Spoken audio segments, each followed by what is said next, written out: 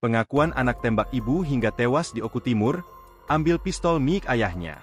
Seorang mahasiswa bernama Gusmadi Wiranata menembak mati ibu kandungnya sendiri bernama Heli Febrianti, usai terjadi pertengkaran di rumahnya di Desa Bangunrejo, Kecamatan Belitang II, Kabupaten Oku Timur, Kamis, 25 April 2025. Korban yang diketahui bekerja sebagai aparatur sipil negara, ASN, di Puskesmas Purwodadi tewas akibat luka tembak di paha kanan yang mengakibatkan pendarahan hebat.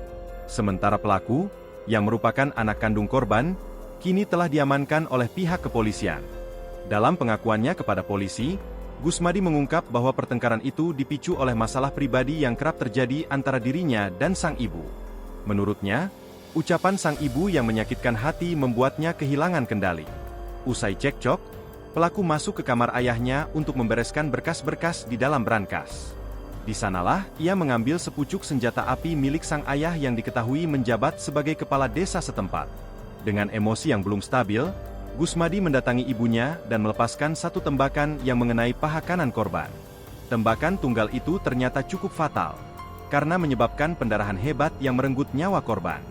Setelah penembakan, pelaku melarikan diri ke belakang rumah dan membuang senjata api tersebut di dekat kolam, yang kemudian ditemukan oleh tim kepolisian saat melakukan penyisiran lokasi. Kapolres Oku Timur, AKBP Kevin Leleuri, SIK, MC, membenarkan penangkapan pelaku dan memastikan pihaknya akan memproses kasus ini sesuai hukum yang berlaku.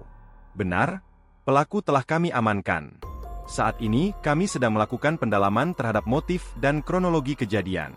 Kami juga akan memeriksa kepemilikan senjata api yang digunakan pelaku, yang diduga milik ayahnya, ujar Kapolres. Gusmadi diketahui merupakan mahasiswa semester 8 di Universitas Subang dan belum menikah. Kini, ia harus menghadapi proses hukum atas tindakan yang mengakhiri nyawa ibu kandungnya sendiri. Download Tribun X sekarang, menghadirkan lokal menjadi Indonesia.